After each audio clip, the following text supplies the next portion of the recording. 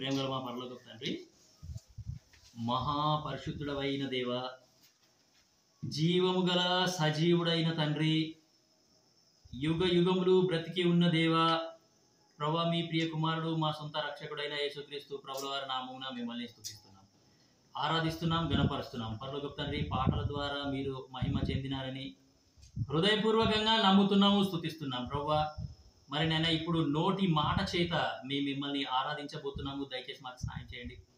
యథార్థముగా ఆత్మతోనూ సత్యంతోనూ మిమ్మల్ని ఆరాధించేలాగున మాకు మీరు సహాయం చేస్తూ రావాల్సిందిగా కోరుతూ వస్తున్నాం. పరలోకపు తండ్రి, మరి నాయన మా మనసులు తెరవండి, మా కళ్ళు తెరవండి, మా చెవులు తెరవండి, మా హృదయాలు తెరవండి.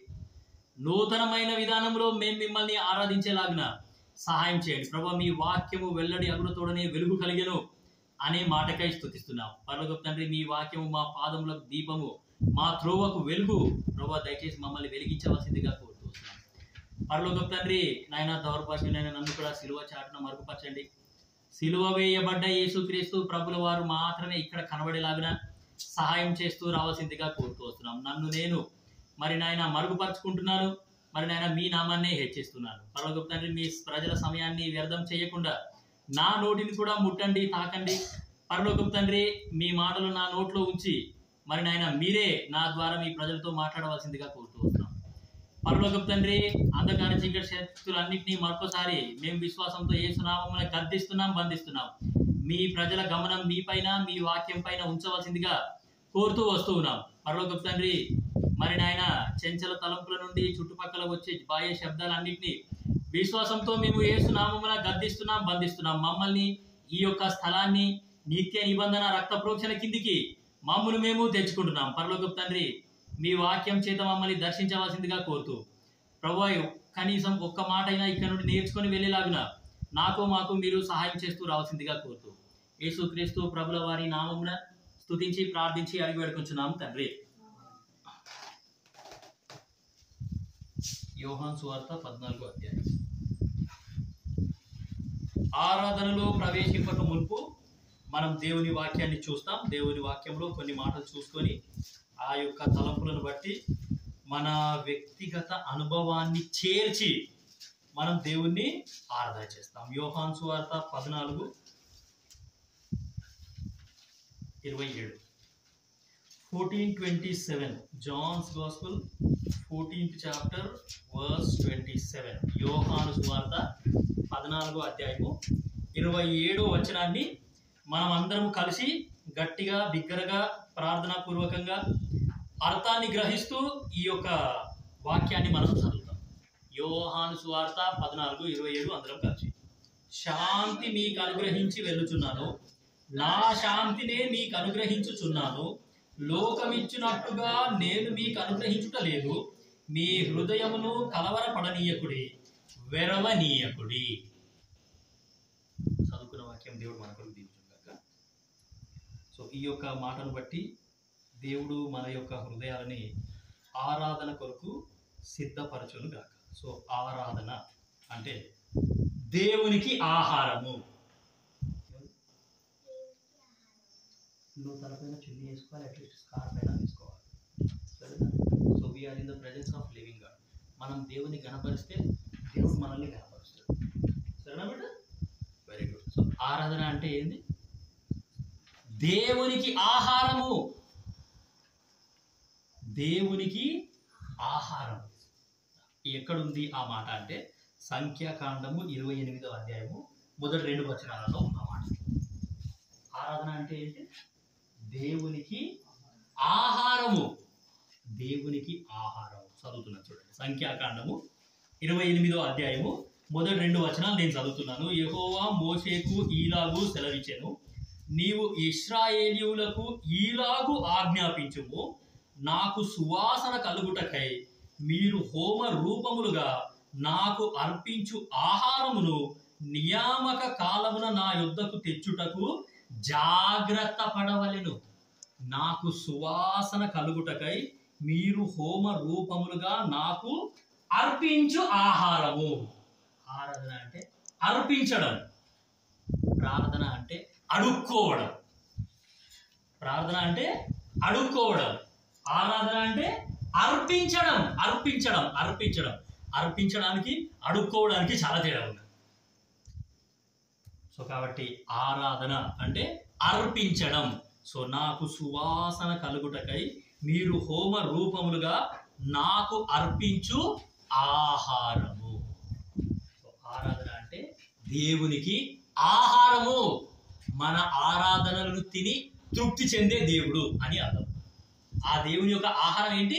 మన ఆరాధనలు, మన స్తుతులు. మన స్తుతులను తిని మన స్తుతుల చేత ఆయన తృప్తి చెందే దేవుడు అని అర్థం. సో ఆరాధన అంటే నా దేవునికి ఆహారం. నేను ఆరాధన చేస్తున్నాను అంటే నా దేవునికి ఆహారం పెడుతున్నాను అని అర్థం. నేను ఆరాధన చేస్తున్నాను అంటే నా దేవుడు తృప్తి చెందుతున్నాను, నా దేవుని కడుపు నింపుతున్నాను. నేను ఆరాధన చేయట్లేదు అంటే నా దేవుని ఉపాసం పెడుతున్నా అని అర్థం. అంతే. అర్థమవుతుందా మీకు వాక్యం? అర్థమవుతున్నామా? నేను కనుక ఆరాధన చేయట్లేదు అంటే ఏం చేస్తున్నాను? నా దేవునికి ఆహారం నేను పెట్టట్లేదు. ఒక్క రోజు కానీ లేకపోతే ఒక పూట తినకుండా మనం ఉన్నామనుకో ఎట్లుంటుంది? అమ్మ నిద్ర పడుతుంది, మంచిగా ఉంటుంది, హాయ్. ఎంత నొప్పి అసలు. రాత్రి పూట నిద్ర కూడా పట్టదు, చాలా కష్టంగా నిద్ర పడుతుంది. ఎప్పుడు తింటూ ప్రశాంతంగా నిద్ర పడుతుంది. నాకైతే ఒక్క పూట తినకపోతే నెత్తిలో నరాలు తెగిపోతున్నట్టు అనిపిస్తుంది. ఇంకా షుగర్ పేషెంట్స్ ఉంటారు, వాళ్ళు టైం టు టైం ఆహారం తినాలి, టైం టు టైం వాళ్ళు గోళీలు వేసుకోవాలి, లేకపోతే వాళ్ళ ఆరోగ్యం అటు ఇటు అయిపోతుంది. సో అట్లా మనము ఆరాధన చెయ్యకపోతే ఆ దేవునికి కూడా అంతే బాధ, అంతే నొప్పి. నేను నా ప్రజలకు ఏమి తక్కువ చేసినా అని వాళ్ళు నన్ను ఆరాధన చేయట్లేదు. ఏం సార్, ఏమన్నా తక్కువ చేసిండా ఈ దేవుడు మీకు? మరి ఎందుకు ఆరాధన చేయకొచ్చినాం? సో అందుకే ఆరాధన అంటే దేవునికి ఆహారం.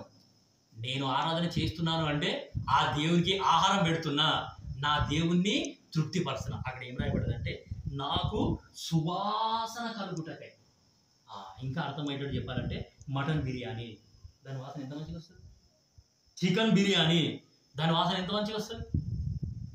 ఎగ్ బిర్యానీ, అట్లా ఏ బిర్యానీ అయినా సరే ఆ వాసన చూస్తే ఎప్పుడు తిందామా అనిపిస్తుంది, దాని టేస్ట్ ఎంత మంచిగా ఉంటుందో అని అనిపిస్తుంది. సో అట్లా మనం అర్పించే ఆహారం, మనం చేసే ఆరాధన ఆ దేవునికి ఎట్లా ఉంది అంటే సువాసన. ఆ సువాసన చేత ఆ దేవుడు తృప్తి చెందుతాడు. ఇదే మాట ఇంకొక పర్యాయం కూడా ఇక్కడ రాయబడాలి. 24వ వచనం, నా సంఖ్యాకాండము 28:24. అట్లే ఆ 7 దినములలో ప్రతి దినము యెహోవాకు ఇంపైన సువాసన గల హోమ ద్రవ్యమును ఆహారముగా అర్పించవలెను. ఆహారము, అర్పించడం. సో కాబట్టి ఆరాధన అంటే ఆహారము. నేను ఆరాధన చేస్తున్నాను అంటే నా దేవునికి ఆహారం పెడుతున్నా, నా దేవునికి కడుపు నింపుతున్నా అని అర్థం.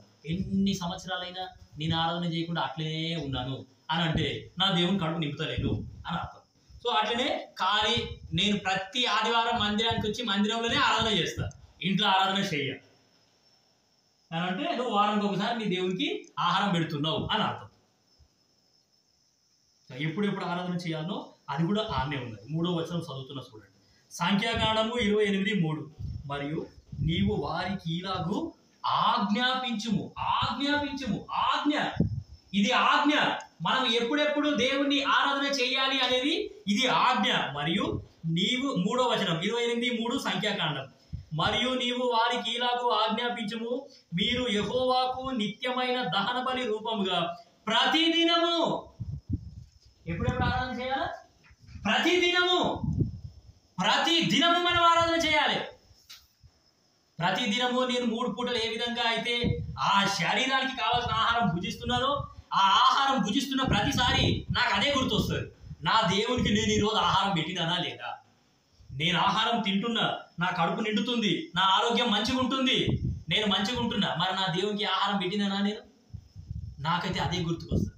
నేను తిండి తినే ప్రతిసారి నా దేవునికి నేను ఆహారం పెట్టినానా లేదా? ప్రతి దినము మనం దేవునికి ఆరాధన చెయ్యాలి అనేది ఇది దేవుని ఆజ్ఞ. గుర్తుపెట్టుకోండి. దాని తర్వాత 9వ వచనం నేను చదువుతున్నాను. సంఖ్యాకాండము 28:9. విశ్రాంతి దినమున నిర్దోషమైన ఏడాది వగు 2 గొర్రె పిల్లలను నైవేద్యం గాను దాని పానార్పణం గాను నూనెతో కలపబడిన తూమెడు పిండిలో 2 10వ వంతులను అర్పింపవలెను. విశ్రాంతి దినమున. అర్థమవుతుందా? ఒకటి, ప్రతి దినము మనం దేవుని ఆరాధన చేయాలి. రెండోది, విశ్రాంతి దినమున దేవుణ్ణి ఆరాధన చేయాలి. అర్థమవుతుందా? విశ్రాంతి దినం అంటే సండే అని అర్థం. ఓల్డ్ టెస్టిమెంట్ లో పాత నిబంధన కాలంలో విశ్రాంతి దినం అంటే శనివారం, నూతన నిబంధన కాలంలో విశ్రాంతి దినం అంటే ఆదివారం. గుర్తుపెట్టుకోండి, సరేనా? సో దాని తర్వాత ఒకటి, ప్రతి దినము దేవుని ఆరాధన చేయాలి. దాని తర్వాత విశ్రాంతి దినమున కూడా మనం దేవుని ఆరాధన చేయాలి.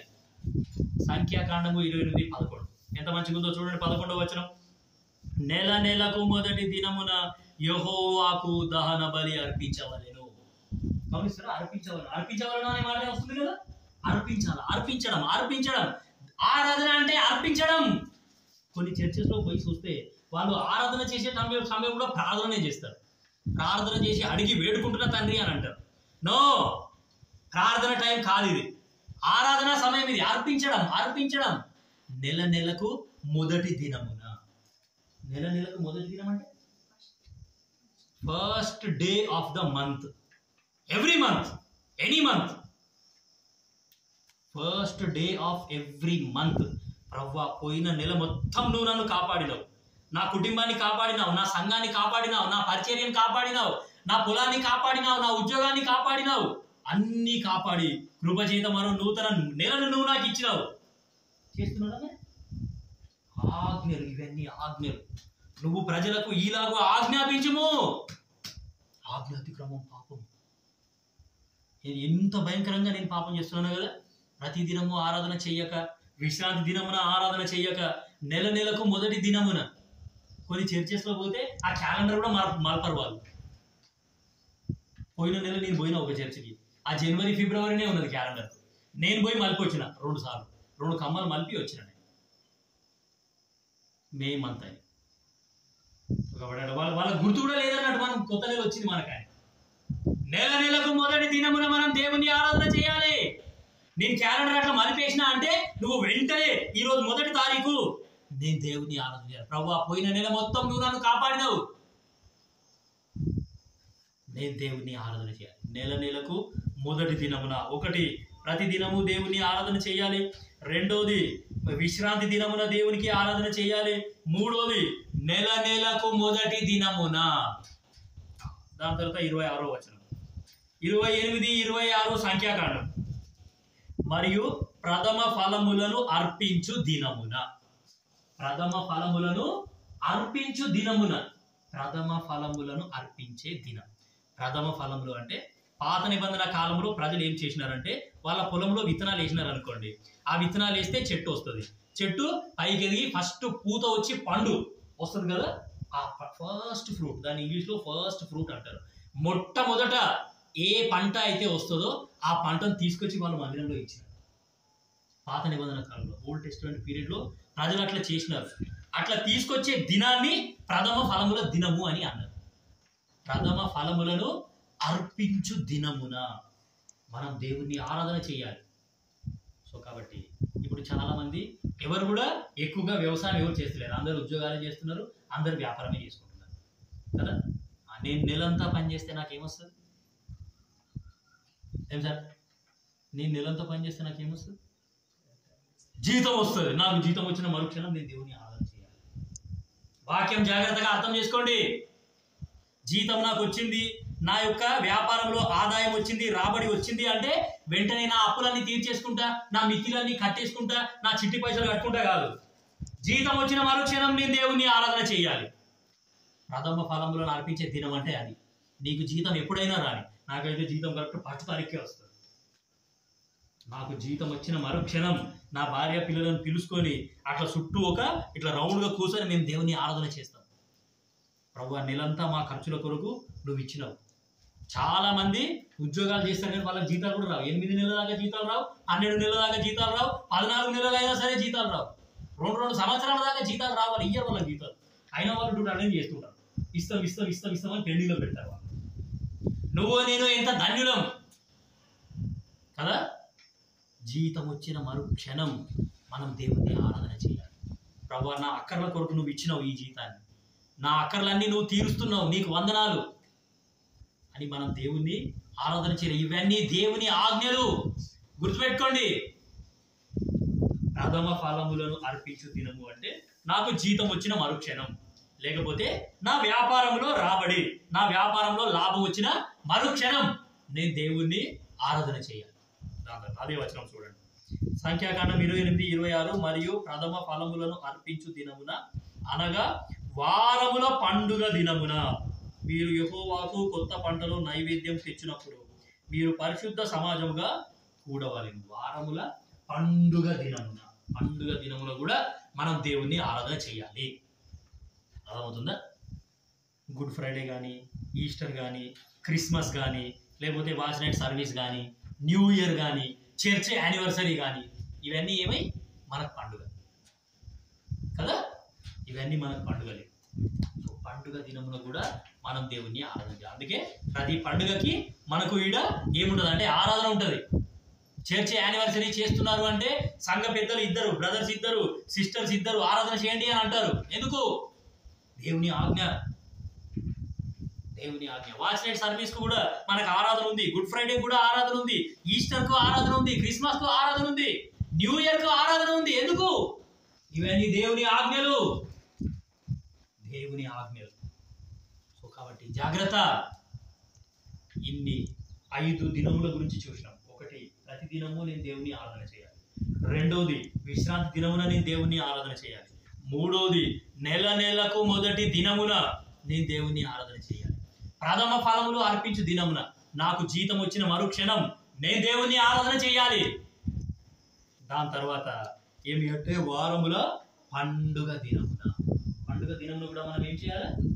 దేవుని ఆరాధన చేయాలి. ఇవన్నీ ఆజ్ఞలు. బైబిల్లో ఆరాధనకి చాలా ప్రాముఖ్యత ఉంది. ఆరాధన చేసే వాళ్ళని దేవుడు చాలా అద్భుతంగా ఆశీర్వదిస్తాడు. చూడండి 67వ కీర్తన చూడండి. ఆరాధన నేను ఎందుకు చేయాలో ఆడ మంచి మాట ఉంది ఒకటి. 67వ కీర్తన ఆఖరి 3 వచనాలు. ఎందుకు నేను ఆరాధన చేయాలి? ఆరాధన చేయడం ద్వారా నాకేం లాభం? నేను ప్రతిదినము ఆరాధన చేస్తా, సరే. నెలకు మొదటి దినమున నేను ఆరాధన చేస్తా, విశ్రాంతి దినమున నేను ఆరాధన చేస్తా, పండుగ దినమున నేను ఆరాధన చేస్తా, నాకు జీతం వచ్చిన మరుక్షణం నేను ఆరాధన చేస్తా. నాకేం లాభం? నాకేం లాభం వస్తుంది? నేను ఎందుకు ఆరాధన చేయాలి అంటే 67వ కీర్తన ఆఖరి 3 వచనాలు, 5, 6, 7 వచనాలు. దేవా, ప్రజలు నిన్ను స్తుతించుదురు గాక, ప్రజలందరూ నిన్ను స్తుతించుదురు గాక, అప్పుడు భూమి దాని ఫలములు ఇచ్చును. చూస్తారా? స్తుతించినప్పుడు ఏమవుతుందంట? భూమి దాని ఫలం ఇస్తుంది. నేను వ్యవసాయం చేస్తే ఆ భూమిలో ఒక్క విత్తనం కూడా వేస్ట్గా పోదు, 100 ఫలం నాకు వస్తుంది. నేను ఉద్యోగం చేస్తే నా ఉద్యోగంలో నా రాబడిలో ఎలాంటి నష్టం జరగదు. నాకు రావాల్సిన జీతం కరెక్ట్ టైంకి వస్తుంది, ఫుల్ జీతం వస్తుంది. నేను ఆరాధన చేస్తే నా ఉద్యోగంలో నాకు ఉన్నతమైన స్థాయి కూడా వస్తుంది. నా యొక్క వ్యాపారంలో రాబడి కరెక్ట్గా వస్తుంది. నా వ్యాపారం లాభంగానే పోతుంది, కానీ నష్టం అనేది అసలు రాలేదు. అది ఆరాధనకున్న ప్రాముఖ్యత. భూమి దాని ఫలములిచ్చును. మా దేవుడు మమ్మల్ని ఆశీర్వదించును, దేవుడు మమ్మల్ని దీవించును. అర్థమవుతుందా వాక్యం మీకు? ఎప్పుడు దీవిస్తాడమ్మా దేవుడు? స్తుతించినప్పుడు. ప్రజలు నిన్ను స్తుతించుదురు గాక, 5వ వచనంలో అదే ఉంది. ప్రజలు నిన్ను స్తుతించుదురు గాక, ప్రజలందరూ నిన్ను స్తుతించుదురు గాక. మనమందరము దేవుణ్ణి స్తుతిస్తేనే ఆ దేవుడు మనల్ని ఆశీర్వదిస్తాడు. ఆ దేవుని దీవెనలు మన మీదకి వస్తాయి. ప్రార్థన అంటే అడుక తినుడు, ఆరాధన అంటే అర్పించడం, దేవునికి అర్పించడం. ప్రభువా, నేను అడుక్కున్నప్పుడు నువ్వు నాకు ఇచ్చినావు, నీకు వందనాలు. అది. సో దేవుడు మమ్మును దీవించును, భూదిగంత నివాసులందరూ ఆయన యందు భయభక్తులు నిలుపుదురు. మనం ఇక్కడ మోకరించి ఆరాధన చేస్తే భూదిగంత నివాసులంతా ఆ దేవుని యందు భయభక్తులు నిలుపుతారంట. అంత ప్రాముఖ్యత ఉన్నది ఆరాధనకి. బైబిల్ నన్ను ఇంట్లో ద్వేషించే వాళ్ళు ఎంతమంది ఉన్నా సరే, యేసు ప్రభువుని నమ్ముకున్నాక సొంతోడే పరాయుడు అవుతాడు, పాలుళ్ళే మస్తు పగబెట్టుకుంటారు.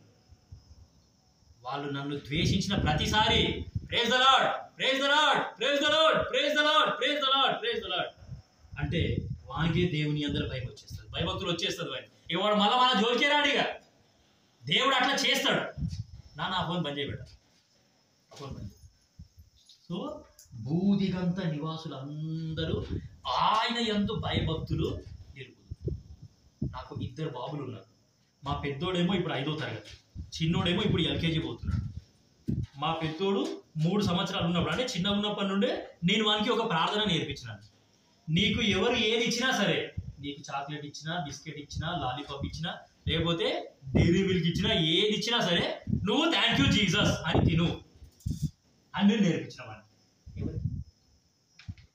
మా పెద్ద బాబుకి, మా పెద్దోనికి ఆ ప్రార్థన నేర్పిస్తే వాడేం అడిగిండంటే, పాప నేను థ్యాంక్ యూ చెప్తా, సరే నేను జీసస్కి థ్యాంక్ యూ చెప్తా. నేను జీసస్కి థ్యాంక్ యూ చెప్తే జీసస్ ఏం చెప్తాడు? ఏం సార్, నేను జీసస్కు థ్యాంక్ యూ చెప్తే జీసస్ ఏం చెప్తాడు? చూస్తుగా ఏం చెప్తాడు జీసస్? నేను మనకి చెప్పినాను, నాన్న మనం జీసస్కి థ్యాంక్ యూ చెప్తే జీసస్ వెల్కమ్ అని అంటాడు. ఏమంటాడు జీసస్? వెల్కమ్ అంటా కదా. మనం ఎవరైనా నాకు హెల్ప్ చేసినారనుకో, హెల్ప్ చేస్తే నువ్వు నాకు హెల్ప్ చేసినందుకు థ్యాంక్ యూ బ్రదర్ అని అంటాను. అప్పుడు ఆ బ్రదర్ ఏమంటాడు? వెల్కమ్ అంటాడు కదా. అది చూస్తేవా, మరి సామాన్యమైన మానవుడే మనము ఆయన నాకు హెల్ప్ చేస్తే నేను ఆయనకు థ్యాంక్ యూ చెప్తే మళ్ళీ ఆయన రిటర్న్ వెల్కమ్ అంటాడు. జీసస్ అనడా? అందుకే ఆరాధనకి చాలా ప్రాముఖ్యత ఉంది. నేను జీసస్కి thank you Jesus, thank you Jesus, thank you Jesus, నా కొరకు చనిపోయినందుకు థ్యాంక్ యూ జీసస్, నాకు రక్షణ ఇచ్చినందుకు థ్యాంక్ యూ జీసస్, నన్ను నరకము నుండి కాపాడినందుకు థ్యాంక్ యూ జీసస్, నాకు ఎంతో గొప్ప రక్షణ ఇచ్చినావు ప్రభు, నన్ను కాపాడుతున్నావు, నా సంఘాన్ని కాపాడుతున్నావు, నా కుటుంబాన్ని కాపాడుతున్నావు, నా పిల్లలను కాపాడుతున్నావు, నా ఆరోగ్యం కాపాడుతున్నావు, అన్ని కాపాడుతున్నందుకు thank you, thank you, thank you, thank you, thank you అంటే జీసస్ ఏమంటాడు? Welcome, welcome, welcome, welcome, welcome, welcome. ఆ వెల్కమ్ ఎక్కడ వరకు తీసుకొని పోతుంది మనల్ని? ఎక్కడ ఉన్నాడు జీసస్ ఇప్పుడు? అదే వెల్కమ్ అంటే ఏంటి? స్వాగతం, రండి, స్వాగతం. మనం యేసు ప్రభుకి థ్యాంక్ యూ చెప్తే యేసు ప్రభు మనల్ని స్వాగతం పలుకుతున్నాడు. సో ఆరాధన చేసే వాళ్ళంతా ఎక్కడికి పోతారమ్మా? ఇప్పుడు యేసుక్రీస్తు ప్రభుల వారు ఏ పరలోక రాజ్యంలో ఉన్నాడో అదే రాజ్యానికి పోతాడు. అందుకే ఆరాధనకి బైబిల్లో చాలా ప్రాముఖ్యత ఉన్నది. ఆరాధనని అస్సలు నిర్లక్ష్యం చేయదు, గుర్తుపెట్టుకోండి. ప్రార్థన అందరూ చేస్తారు, ఎందుకంటే అందరికీ సమస్యలు ఉన్నాయి. యేసు ప్రభుని నమ్ముకున్నోనికి సమస్యలు ఉన్నాయి, యేసు ప్రభుని నమ్ముకున్నోనికి ఇంకా ఎక్కువ సమస్యలు ఉన్నాయి. మనం యేసు ప్రభుని నమ్ముకున్నాం కాబట్టి మనకు కొంచెం ధైర్యంగా ఉంటాం. మనం నా దేవుడు ఉన్నాడు నన్ను చూసుకోనికే, ఈ సమస్యలు ఏమున్నది, ఈ రోజు కాకపోయినా రేపైనా ఈ సమస్యలు పోతాయి అనే ధైర్యంతో మనం ఉంటాం. కాబట్టి సమస్యలు ఉన్నాయి కాబట్టి ప్రతి ఒక్కరు ప్రార్థన చేస్తారు. కానీ ఆరాధనకి చాలా ప్రాముఖ్యత ఉంది. నేను ఆరాధన చేస్తే ఆ దేవుడు ఏం చేస్తాడంటే వెల్కమ్, స్వాగతం పలుకుతాడు మనకి. సో ఇంకా బైబిల్లో ఆరాధనకి చాలా పేర్లు ఉన్నాయి. సో దేవుని చిత్తం అయితే నేను మళ్ళీ వచ్చినాను అనుకోండి, ఇట్లా ఇవన్నీ నిదానంగా మీకు తెలియజేస్తాను. సో ప్రస్తుతానికి ఏమి అంటే మనం దేవుణ్ణి ఆరాధించడం ద్వారా మనకు 3 మేలులు ఉన్నాయి. ఏంటి అంటే భూమి దాని ఫలములిచ్చును. నా ఉద్యోగం నాకు ఫలభరితంగా ఉంటుంది. నేను ఏ ఉద్యోగం చేసినా సరే, చేయితో ఏ పని చేసినా సరే ఆ పని వ్యర్థంగా పోదు, భూమి దాని ఫలం ఇస్తుంది. దాని తర్వాత దేవుడు మనల్ని ఆశీర్వదిస్తాడు. 3వది భూదిగంత నివాసులందరూ ఆయన యందు భయభక్తులు నిలుపుదురు. ఆరాధన చేస్తే 3 మేలు. ఈ 3 మేలు దయచేసి గుర్తుపెట్టుకోవాల్సిందిగా యేసు నామమున మీకు మనవి చేస్తున్నాం. సో ఆరాధన కొరకు ఒక వచనం చదువుకున్నాము. సార్వత్రిక సంఘానికి దేవుడిచ్చిన వాక్యంలో నుండి ఒక వాక్య భాగాన్ని మనం తీసుకున్నాం. సో ఆ వాక్య భాగంలో నుండి కొంత వాక్యాన్ని మనము చదువుకున్నాము. సో ఒక వచనాన్ని మనం చదువుకున్నాం. యోహాను సువార్త 14వ అధ్యాయము 27వ వచనాన్ని మనం చదువుకున్నాం. సో ఏముంది అక్కడ అంటే, శాంతి మీకు అనుగ్రహించి వెళ్ళుచున్నాను, నా శాంతినే మీకు అనుగ్రహించుచున్నాను. కాబట్టి peace I give unto you, my peace I give అంటు. నా శాంతి, యేసు ప్రభువు ఏమంటున్నాడంటే నా శాంతి మీకు అనుగ్రహిస్తున్నాను. ఈ లోకంలో 2 రకాల శాంతులు, సరేనా? ఒకటి యేసులో ఇచ్చే శాంతి, రెండోది ఈ లోకం ఇచ్చే శాంతి. ఆ వచనం చదవండి, మీకు అర్థమవుతుంది. 14:27 శాంతి మీకు అనుగ్రహించి వెళ్ళుచున్నాను, నా శాంతినే మీకు అనుగ్రహించుచున్నాను, లోకమిచ్చునట్టుగా నేను మీకు అనుగ్రహించుట లేదు. లోకమిచ్చినట్టుగా అంటే ఈ లోకం కూడా మనకు ఒక శాంతి ఇస్తుంది. లోకం ఇచ్చే శాంతి అండ్ యేసు ఇచ్చే శాంతి, రెండు రకాల శాంతిలు ఉన్నాయి. 2 kinds of peace we can see in the Holy Bible.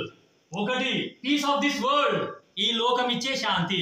రెండోది peace of the Lord Jesus Christ, యేసుక్రీస్తు ప్రభుల వారు ఇచ్చే శాంతి.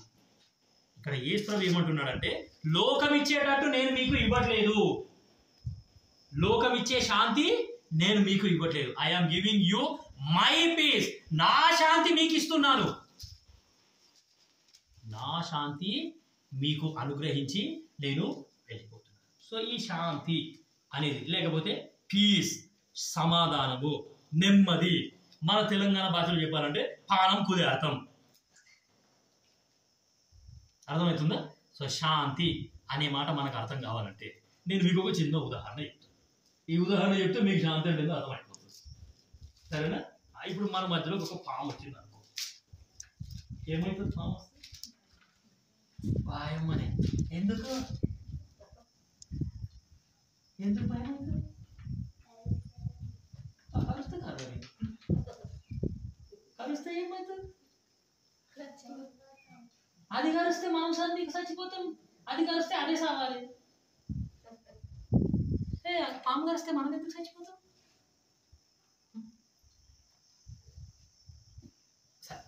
పాము గీడికే వచ్చింది అనుకోండి, ఇప్పుడు మనం అందరం ఇట్టనే కుదిరేతాం కూర్చుంటాం.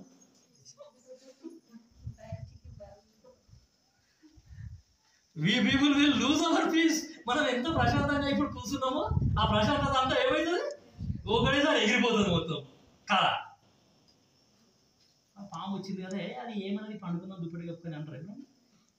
అవును, పాము చూస్తే ఎందుకు భయపడతారు? నువ్వు చెప్పు. సరే, అది కలిస్తే మనం ఎందుకు చచ్చిపోతాము? మీకు తెలియదా పాము కలిస్తే ఎందుకు చచ్చిపోతాం? అది కరెక్ట్ ఆన్సర్, అది కరెక్ట్ ఆన్సర్. దాని లోపల ఏముంది? ఇసం ఉంది. అది కలిస్తే ఆ ఇసం మన లోపల ఎక్కుతుంది. ఆ ఇసం ఒక్కసారి మన బ్లడ్ లో కలిసిపోయింది అనుకో, బాడీ మొత్తం ఇసం ఎక్కిపోతుంది. అందుకే ఆ పాముని ఏం చేయాలి ఇప్పుడు మనం? అందుకే దాన్ని చూస్తే మనము పారిపోతాం.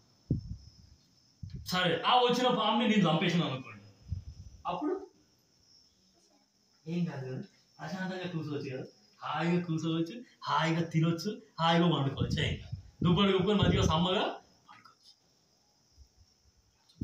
అదేవిధంగా ఇప్పుడు పాము మన మధ్యలోకి వస్తే మనకు ఏ విధంగా అయితే కలవరము ఉంటుందో, అదేవిధంగా మానవుడి హృదయం లోపల పాపం అనేది వానికి ప్రశాంతత అనేది ఉంచదనమాట. నా హృదయం లోపల పాపం ఉందనుకో, ఆ పాపం ఏం చేస్తుంది? అది నన్ను ప్రశాంతంగా ఉంచది. ఒక్క చోట కూడా నేను కుదురుగా ఉండలేను అసలు.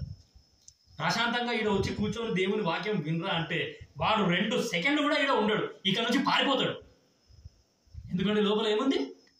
పాపం పాపం పాపం పాపం అనేది మానవుడికి ప్రశాంతత అనేది ఇవ్వదు. గుర్తుపెట్టుకోండి, ఒక వ్యక్తి పాపం చేస్తున్నాడు, ఆ పాపానికి బాగా అలవాటు పడిపోయినాడు, ఆ పాపంలోనే సుఖాన్ని అనుభవిస్తున్నాడు, నాకు ఇదే మంచిగా ఉంది. అలాంటి వ్యక్తిని తీసుకొచ్చి ఒక 2 సెకండ్లు కూర్చోరా బాబు అని అంటే కూర్చోలేడు, వాడు పారిపోతాడు ఇక్కడ నుంచి. హృదయం మొత్తం పాపంతో నిండిపోయింది అనుకో, ఆ వ్యక్తికి he can not enjoy peaceful life. శాంతి, సమాధానం, నెమ్మదితోని ఆ వ్యక్తి ఉండలేడు. సో కాబట్టి నా హృదయంలో ఉన్న పాపం ఏం చేసింది? నన్ను ప్రశాంతంగా ఉండనివ్వట్లేదు. పాపము ప్రజలకు అవమానం తీసుకొస్తుంది అని ఉంది బైబిల్లో. మీకు మీ దేవునికి మీ పాపములే అడ్డుగా వచ్చినాయి అని రాయబడ్డది వాక్యంలో.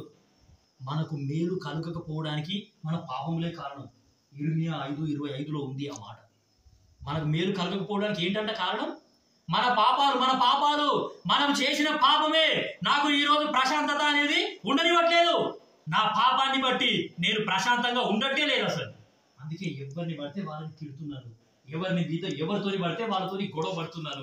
ఇంట్లో ఉన్నా సరే ఇంట్లో అందరి మీదకి ఎగురుతూనే ఉన్నాను. అమ్మని తిడుతున్నాను, నాయనని తిడుతున్నాను, భార్యని తిడుతున్నాను, పిల్లలను తిడుతున్నాను, అందరిని తిడుతూనే ఉన్నాను, అందరి మీదకి ఎగురుతూనే ఉన్నాను. ఎందుకంటే లోపల మొత్తం పాపంతో నిండిపోయినా. ఎవరైనా సరే బైబిల్ గురించి 2 మాటలు ఆ వ్యక్తికి చెప్పినా సరే వినడు పారిపోతాడు. నా పరిస్థితి కూడా అట్లనే ఉన్నది. ఒకప్పుడు యేసు ప్రభువు నమ్ముకోక నేను చిన్నగా ఉన్నప్పటి నుండి ఇదే చర్చ్, ఈ ఎబ్రోన్ చర్చ్ తప్ప వేరే చర్చ్ మాకు అసలు తెలియదు. మా అమ్మ నాయన కూడా ఇదే చర్చికి మమ్మల్ని అలవాటు చేసినారు. ఇంటి చుట్టూ మొత్తం ఇట్లనే వాక్యాలు ఉంటాయి, అన్ని గోడల నిండా మోటో కార్డ్సే ఉంటాయి, సెల్ఫ్ల నిండా బైబిల్లే ఉంటాయి, సెల్ఫ్ల నిండా మొత్తం సియోన్ గీతంలే ఉంటాయి. మా అమ్మ నాయన పోతే ఎబ్రోన్ చర్చికే పోవాలరా, వేరే సంఘానికి అసలు పోకూడదు అని ఎబ్రోన్ చర్చి అలవాటు చేసింది. వేరే సావాసానికి మేము కూడా పోలేము అసలు, ఈ ఎబ్రోన్ చర్చి. అట్లా ఆ వాక్యాలన్నీ అట్లా రాసి ఉన్నాయి. మోటో కార్డ్స్ అన్ని గొడవ చుట్టూ ఉన్నాయి, గొడవ చుట్టూ వాక్యాలు ఉన్నాయి. ఆ వాక్యాల మధ్యలో మా దోస్తులను పిలిపించుకొని నేను ఫుల్ బీర్ తాగినాను, ఫుల్ పొగ తాగినాను, అన్ని అనిమాల కండన్నీ చేసుకుంటాను. దేవుడు అంటే భయం లేకుండా బ్రతికినా నేను ఈ లోకంలో. అటువంటి నా హృదయాన్ని యేసుప్రభు మార్చేసినాడు. ఆయన ఎట్లా మార్చినాడో నేను దేవుడి చిత్తం అయితే నెక్స్ట్ వర్తమానంలో చెప్తాను. సో పాపము చేసే వ్యక్తికి లోపల ప్రశాంతత అనేది ఉండదు. పాపంతో నిండి ఉన్న వ్యక్తి వాడు ప్రశాంతంగా ఒక చోట కూడా ఉండలేడు అసలు. కాబట్టి అటువంటి మన జీవితాలని యేసుక్రీస్తు ప్రభుల వారు ఏం చేసినారంటే ఆ యొక్క పాపం అనే విషయాన్ని యేసుక్రీస్తు ప్రభుల వారు ఆయన మీద వేసుకున్నాడు. రోమీయులకు రాసిన పత్రిక 8వ అధ్యాయము 3వ వచనంలో రాయబడ్డది, పాప పరిహారార్థము నిమిత్తము దేవుడు తన సొంత కుమారుని పాప శరీరాకారముతో పంపి ఆయన శరీరమందు పాపానికి శిక్ష విధించెను. మన పాపాలన్నీ కూడా తీసుకొని పోయి ఆ పరలోక తండ్రి ఏం చేసినాడంటే ఆయన కుమారుని శరీరం మీద వేసేసినాడు. అర్థమవుతుందా? మనం చేసిన పాపాలన్నీ ఎక్కడికి వెళ్ళిపోయినాయి? Body of the Jesus Christ, యేసుక్రీస్తు ప్రభుల వారి బాడీ మీదకి వెళ్ళిపోయినాయి మన పాపాలన్నీ. ఆ వచనం చదవండి, మీకు అర్థమవుతుంది. రోమా 8:3, పాప పరిహారార్థము నిమిత్తము దేవుడు తన సొంత కుమారుని పాప శరీరాకారముతో పంపి ఆయన శరీరమందు పాపమునకు శిక్ష విధించెను. ఆయన శరీరమందు పాపానికి శిక్ష విధించేసినాడు. మన పాపాలన్నీ తీసుకొని పోయి యేసుక్రీస్తు ప్రభుల వారి శరీరం మీద వేసేసినాడు ఆ తండ్రి. ఆ శరీరాన్ని కొరడాలతో కొట్టడం ద్వారా, ఆ శరీరానికి మీ మేకులతో గుచ్చడం ద్వారా, ఆ యొక్క శరీరానికి బల్లెంతో పొడవడం ద్వారా ఆయన రక్తం మొత్తం బయటకు వచ్చేసింది. సరేనా? ఆయన బాడీ మీద మన పాపాలు ఉన్నాయి. ఆ పాపాలలో నుండి ఆ శరీరాన్ని కొట్టిన తర్వాత ఆ రక్తం వచ్చేసింది కదా బయటికి. ఆ రక్తం మొత్తం ఆ పాపాలన్నింటినీ ఏం చేసిందంటే క్లీన్ చేసేసింది. అందుకే యేసు రక్తం ప్రతి పాపము నుండి కడిగి మనలను పవిత్రులుగా చేస్తుంది. అర్థమవుతుందా? మన పాపాలన్నీ కూడా జీసస్ యొక్క బాడీ మీదకి వెళ్ళిపోయినాయి, ఆయన శరీరం మీదకి వెళ్ళిపోయినాయి. ఆ శరీరాన్ని కొరడాలతో కొట్టడం ద్వారా, ఆ శరీరాన్ని మేకులతో పొడవడం ద్వారా, ఆ శరీరానికి పక్కలో బల్లెం పొడవడం ద్వారా, ఆ తలపైన ముందుల కిరీటం పెట్టడం ద్వారా యేసుక్రీస్తు ప్రభుల వారి రక్తం మొత్తం బయటకు వచ్చింది. ఆ రక్తం మొత్తం ఆ శరీరం మీద ఉన్న పాపాలను ఏం చేసింది? అందుకే యేసు రక్తం అనేది ప్రతి పాపం నుండి కడిగి మనల్ని శుద్ధులుగా చేస్తుంది. ఆ సిలువలోనే యేసుక్రీస్తు ప్రభుల వారు నన్ను క్షమించినాడు. నా పాపాలన్నీ కూడా ఆ సిలువలోనే పోయినాయి. అసలు యేసు ప్రభు తల మీద పెట్టిన ముళ్ళ కిరీటం అది 17 రకాల ముళ్ళతో తయారు చేసినాడు. నేను ఒక పుస్తకంలో చదివిన 17 రకాల ముళ్ళు. అర్థమవుతుందా? 17 రకాల ముండ్లతోని తయారు చేసి తీసుకొని వచ్చినారు ఆ ముండ్ల కిరీటాన్ని. ఆ ముండ్ల కిరీటం తయారు చేసేటప్పుడు మరి ఆ తయారు చేసేటప్పుడు చేతికి కూడా గుచ్చుకోలేదు.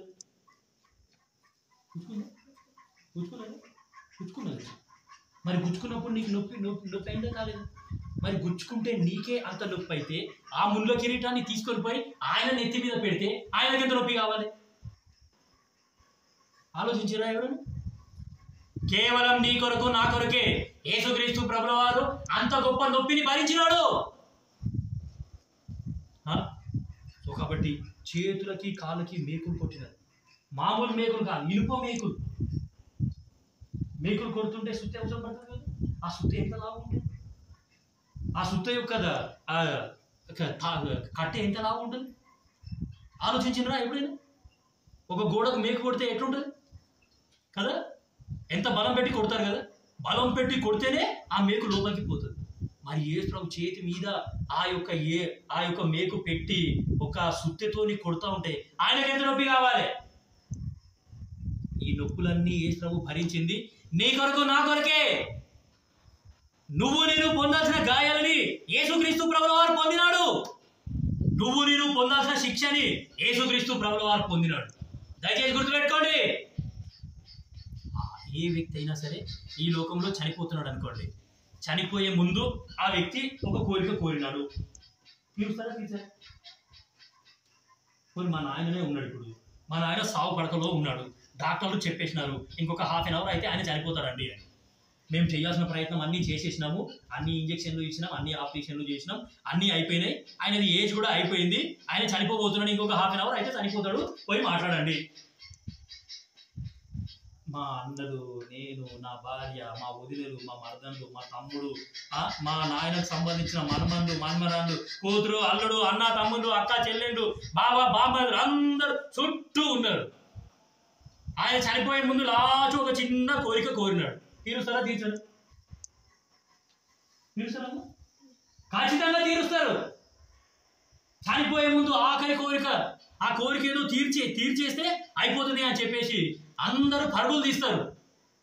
ఎట్లయినా సరే చనిపోయే ముందు ఆయన అడిగింది ఏదో తెచ్చి పెడదాం అని ఎంతమంది బంధువులు, ఎంతమంది ఉన్నారు, అందరూ పరుగులు తీస్తారు.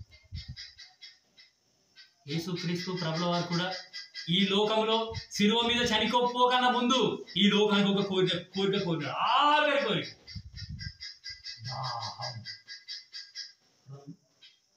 ఏం కోరినాడు దేవుడు ఈ లోకానికి? దాహం. తీర్చినాడా? నీ కొరకు నా కొరకే యేసుక్రీస్తు ప్రభుల వారు ఆయన ఆఖరి కోరిక కూడా తీర్చుకోలేకపోయింది. నీ కొరకు నా కొరకే, నీకు నాకు రక్షణ ఇవ్వడానికే యేసుక్రీస్తు ప్రభుల వారి ఆఖరి కోరిక కూడా ఆయన వదులుకున్నాడు. ఎంత నొప్పి, ఎంత బాధ, ఆయన హృదయం ఎంత నొచ్చుకొని ఉంటుంది. ఆఖరి కోరిక కూడా తీర్చలేకపోయింది ఈ లోకం. ఏం సార్, అర్థమవుతుందా వాక్యం మీకు? యేసు ప్రభు శ్రమలు అనుభవించిందే నీ కొరకు నా కొరకు, యేసు ప్రభు గాయాలు కొట్టించుకున్నదే నీ కొరకు నా కొరకు, ఆయన రక్తం చిందించిందే నీ కొరకు నా కొరకు. ఈ బల్ల కూడా అదే గుర్తు చేస్తుంది మనకు. ఈ బల్లను చూసినప్పుడల్లా నాకు అదే గుర్తు వస్తుంది. యేసుక్రీస్తు ప్రభుల వారి శరీరం నా కొరకే విరువబడ్డది, యేసుక్రీస్తు ప్రభుల వారి రక్తం నా కొరకే చిందింపబడ్డది. ఎట్లా వర్ణించాలి మరి యేసు ప్రభు? ఆయన పొందిన గాయాలు కానీ, ఆయన పొందిన శ్రమలు కానీ వర్ణించడం ఎవరి వల్ల కూడా కాదు. కేవలం నీకు నాకు శాంతి, సమాధానం, నెమ్మది ఇవ్వడానికి యేసుక్రీస్తు ప్రభుల వారు ఎంతో గొప్ప త్యాగాన్ని ఆయన చేసినాడు. ఆ సిలువలోనే యేసుక్రీస్తు ప్రభుల వారు నిన్ను నన్ను క్షమించేసినాడు. సిలువలో యేసు ప్రభు పలికిన మొట్టమొదటి మాట కూడా అదే, తండ్రి వీళ్ళు ఏం చేస్తున్నారో వీరికి తెలియదు కనుక వీరిని క్షమించు. సిలువలోనే యేసు ప్రభు నన్ను క్షమించినాడు. కాబట్టి ప్రభువా నువ్వు నన్ను క్షమించినావు అనే ఆ యొక్క నిరీక్షణ నాకెంతో గొప్ప శాంతి, సమాధానం, నెమ్మది అనేది తీసుకొచ్చింది. ఆయన మనకు శాంతి, సమాధానం, నెమ్మది ఇచ్చినాడు. కాబట్టి మనం ఏం చేస్తామంటే ఇప్పుడు ఇక్కడ దేవుణ్ణి ఆరాధన చేస్తాం. ప్రభువా నువ్వు నాకు నా పాపాలు కడిగేసినావు, తూర్పుకి పడమటకి ఎంత దూరం ఉన్నదో నా పాపాలని అంత దూరం చేసేసినావు. కాబట్టి అంటే అవి మళ్ళీ కలుసుకోలేమన్నమాట. మళ్ళీ మనం పాపాలని కలుసుకోలేము, ఆ పాపాలు మనల్ని కలుసుకోలేము, అంత దూరం చేసినావు. సముద్రపు అగాధములోకి ఈ యొక్క దేవుడు నీ పాపాలని నా పాపాలని పడేసినాడు. అగాధం. అర్థమవుతుంది? సో కాబట్టి నాకు అవసరం లేదు యేసు ప్రభు ఇచ్చే క్షమాపణ కూడా నాకు వద్దు, నేను ఇట్లనే ఉంటా, నువ్వు ఎన్ని మాటలు చెప్పినా సరే నేను ఇట్లనే ఉంటా, మేము మారము, మేము వినము, ఏమవుతుందో చూస్తాం అని అంటే చూడండి ఏమవుతుందో. యోబు 10వ అధ్యాయం ఆఖరి 3 వచనాలు. ఇది ఒక్క వచనం చదువుకొని మనం ఆరాధనలో ప్రవేశిస్తాం. యోబు 10వ అధ్యాయము ఆఖరి 3 వచనాలు. అక్కడ ఏముందంటే నరకానికి 5 పేర్లు ఉన్నాయి. 5 పేర్లు. నరకానికి ఉన్న పేర్లలో 5 పేర్లు ఉన్నాయి. ఓ దేవుని బిడ్డ గుర్తుపెట్టుకో, నరకానికి ఉన్న పేర్లలో 5 పేర్లు ఉన్నాయి. నేను పాప క్షమాపణ పొందను, నేను రక్షణ పొందను, నాకు యేసు ప్రభు వద్దు అని నువ్వు అనుకుంటే ఈ స్థలానికి నువ్వు పరుగులు తీస్తున్నావు. ఈ స్థలం నుండి నిన్ను నన్ను కాపాడడానికే యేసు ప్రభు ఈ లోకానికి రక్షకుడుగా వచ్చినాడు. చూడండి, యోబు గ్రంథము 10వ అధ్యాయము 20వ వచనం, నా దినములు కొంచెమే కదా, తిరిగి వెలుపలికి రాజాలని దేశమునకు. అర్థమైందా? నరకం అంటే ఏం ప్లేసు? తిరిగి వెలుపలికి రాజాలని దేశం. గుర్తుపెట్టుకో, ఒక్కసారి నువ్వు గనక ఆ దేశంలోకి వెళ్ళిపోయినావంటే ఇక నిన్ను బయటికి తీసుకొచ్చేటోళ్ళు ఎవరు లేరు. తిరిగి వెలుపలికి రాజాలని దేశమునకు, అంధకారము మరణాంధకారము గల దేశము. అంధకారం మరణాంధకారము గల దేశం. దేశము దేశము దేశము దేశము అని 5 సార్లు వచ్చింది ఆ 3 వచనాలలో. అంధకారము మరణాంధకారం గల దేశము. దాని తర్వాత కటిక చీకటి అయి గాఢాంధకారమయమైన దేశము. కటిక చీకటి, గాఢాంధకారం. ఆ ప్లేస్ ఎట్లుంటుందో అది మనము ఊహించలేము అసలు. ఈ లోకంలో కనుక రాత్రి పూట కరెంటు పోయిందనుకో, మనం ఏం చేస్తాము? ఒక క్యాండిల్ వెలిగిస్తాం. ఒక క్యాండిల్ వెలిగిస్తే అందరికీ వెలుగు అనేది వస్తుంది. కానీ నరకంలో నిత్యము అగ్ని మండుతూనే ఉంటుంది. కానీ అయినా అంధకారమే. వచనం చదవడం మీకు అర్థమవుతుంది. అంధకారం, మరణాంధకారం, కటిక చీకటి, గాఢాంధకారం. మంటలు మండుతూనే ఉన్నాయి, ఇంకా అంధకారమే ఉంది. ఇది ఏం స్థలం? ఎవరికి అర్థం కాదు. అరే, లోకంలో ఉన్నప్పుడు కరెంటు పోతే చిన్న క్యాండిల్ వెలిగిస్తే మాకు ఇల్లంతా వెలుగు వచ్చింది. ఈడ మంటలు మండుతూనే ఉన్నాయి కానీ ఇంకా అంధకారమే, అంతా చీకటే, వెలుగు అసలు లేనే లేదు. ఇది ఏం స్థలం? చూడండి ఇంకా ఎట్లుందో. కటిక చీకటి అయి గాఢాంధకారమయమైన దేశమునకు భ్రమ పుట్టించు మరణాంధకార దేశం. భ్రమ భ్రమ. అలానా దేవునికి నేను మొక్కినాను, ఆ దేవునికి మా ఊర్లో గుళ్ళు కట్టినాం, మా దేశంలో చాలా పెద్ద గుడి కట్టినామాట. ఆ దేవుడు మమ్మల్ని రక్షిస్తాడు అనుకున్నాం. ఆ దేవుడు మమ్మల్ని ఆ దేవునికి మొక్కితే నేను కూడా ఇంటికి వచ్చి కూర్చున్నా. అని నువ్వు కూడా ఇంటే ఉన్నావేంద్రా? నువ్వు దేవునివి కాదా? ఇన్ని రోజులు నీకే మొక్కినాం మేము. నీ పేరు మీద గుళ్ళు కట్టినాం, నీ పేరు మీద మేము హోమాలు చేసినాం, యజ్ఞాలు చేసినాం, పాదయాత్ర చేసినాం, మోకాల మీద నడిచినాం, మెట్ల మీద నామాలు పెట్టుకున్నాం. నువ్వు కూడా గిన్నె ఉన్నావేంది? నువ్వు దేవుడు కాదా? భ్రమ. నీకే అర్థం కాడానికి పోయేసరికి నువ్వు పోసిన దేవుడు కూడా కానే ఉంటాడు. అందుకే భ్రమ పుట్టించే మరణాంధకారం. ఆడికి పోయిన తర్వాత అంతా భ్రమనే. అయ్యో, మరి నువ్వే రక్షిస్తావేమో అనుకోని అనవసరంగా పాదయాత్ర చేసినాం కదా. కాషాయ వస్త్రాలు ధరించినాం, మేము ఉపవాసాలు ఉన్నాం, నల్ల బట్టలు వేసుకున్నాం, పచ్చ బట్టలు వేసుకున్నాం, అన్ని బట్టలు వేసుకొని మస్తు చేసినాం. నువ్వు కూడా గీనే ఉన్నావు. నిన్ను గీడికి పంపించిన దేవుడు ఎవరు మరి? అప్పుడు బుద్ధి వస్తే లాభం లేదు. అర్థమవుతుందా? అప్పుడు బుద్ధి వచ్చినాక లాభం లేదయో, జాగ్రత్త. భ్రమ పుట్టించే మరణాంధకార దేశమునకు, వెలుగే చీకటి కాగల దేశమునకు నేను వెళ్ళకమును. వెలుగే చీకటి కాగల దేశం. యేసుక్రీస్తు ప్రభుల వారు వెలుగుగా ఈ లోకానికి వచ్చినాడు. ఆ వెలుగు నువ్వు వద్దనుకుంటేవి కాబట్టి చీకటికి పోయి. నిత్యము చీకటే, నిత్యము అంధకారమే. ఆ దేశంలో నుండి ఎవ్వరు కూడా విడిపించుకోలేరు. ఈ వచనం నా హృదయాన్ని తాకింది. అసలు ఈ వచనం ఇట్లా ఉంది అని నేను పండుకొని ఆలోచిస్తున్నప్పుడు నాకు అసలు సమాధానంగానే లేకుండే. నా హృదయంలో సమాధానమే లేకుండే. అసలు ఎవరో చూపెట్టినారు ఆ వచనాన్ని. ఆ వచనం ఇంటికి వచ్చిన తర్వాత నేను చదివినాను, ధ్యానించినాను ఒకసారి. ప్రభువా, నేను కూడా పాపంలో ఇట్లనే చనిపోతే ఈ దేశానికే వెళ్తానా? నా హృదయంలో సమాధానం లేకుండే. మోకాళ్ళ మీదకి పోయి పశ్చాత్తాప హృదయంతో, ప్రభువా నన్ను క్షమించు, నా ఇష్టం వచ్చినట్టు జీవించిన నేను, నీ వాక్యానికి కూడా భయపడలేదు నేను, నీ మందిరానికి భయపడలేదు నేను, నన్ను క్షమించు అని పశ్చాత్తాప హృదయంతో దేవుని సన్నిధిలో నేను నా క్షమాపణ పొందినప్పుడు అప్పుడు నాకు సమాధానం వచ్చింది. అప్పుడు నా హృదయంలో నెమ్మది వచ్చింది, నాకు ఒక నిరీక్షణ వచ్చింది, నాకు ఒక ధైర్యం వచ్చింది.